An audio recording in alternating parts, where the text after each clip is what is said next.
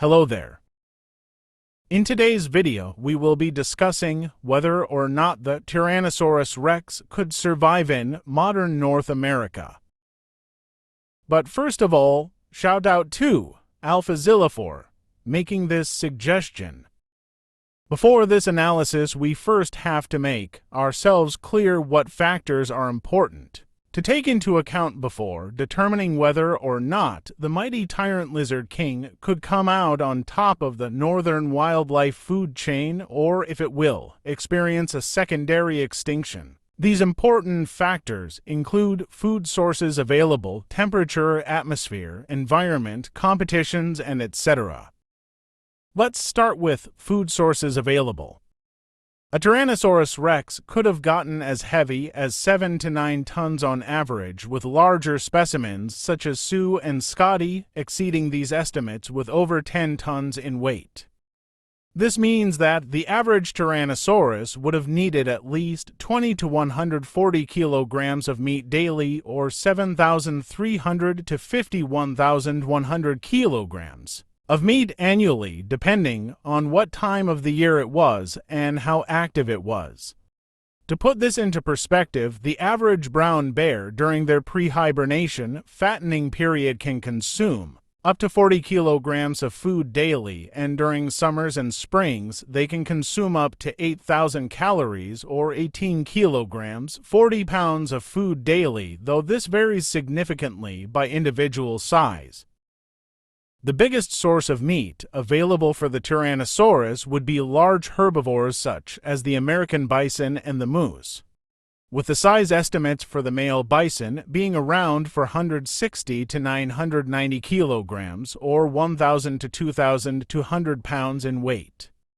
As for the moose, more specifically the Alaskan moose, which is the biggest subspecies of moose in North America, the size estimates lies within the 385 to 725 kilograms range, 850 to 1,600 pounds for bulls.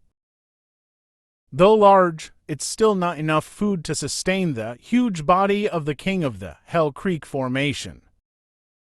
The reason why is because Tyrannosaurus rex were used to hunt large and slow-moving herbivorous dinosaurs such as the Triceratops and Edmontosaurus, which could grow to immense sizes which would put even the largest modern herbivore animals to shame, with the largest Edmontosaurus specimens having estimates of a body length of around 13 to even 15 meters and potentially reaching even 15 metric tons in weight, and the largest size estimates of Triceratops placing it at 8 to 9 meters in length and up to 12 tons in mass at maximum, with the lower half estimates being 6 tons. So, all in all, the food availability and especially hunting would already be a problem for the T-Rex via the smaller warm-blooded animals being too fast and not having sufficient calories to sustain the slower and enormous Tyrannosaurus.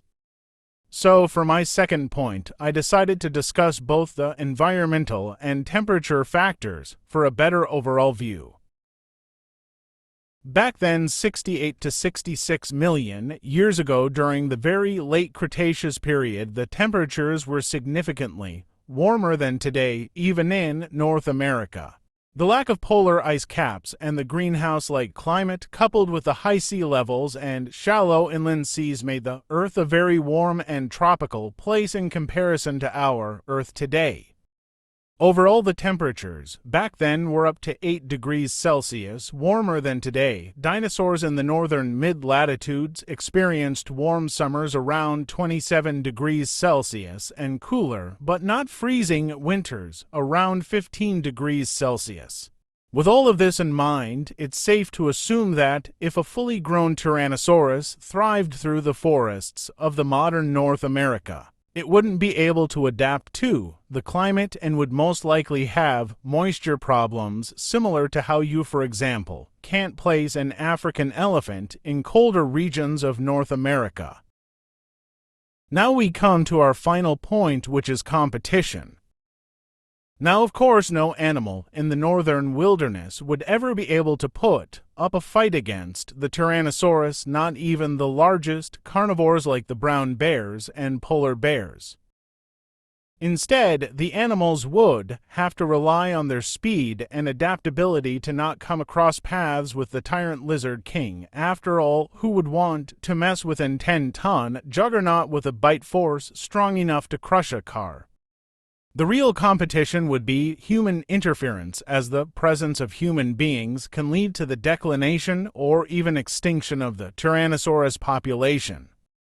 The following can be considered as factors that could lead this prehistoric animal to extinction: habitat loss via human-made infrastructures and agriculture, direct confrontations. Humans can perceive Tyrannosaurus as a threat for their livestock and therefore start hunting them down.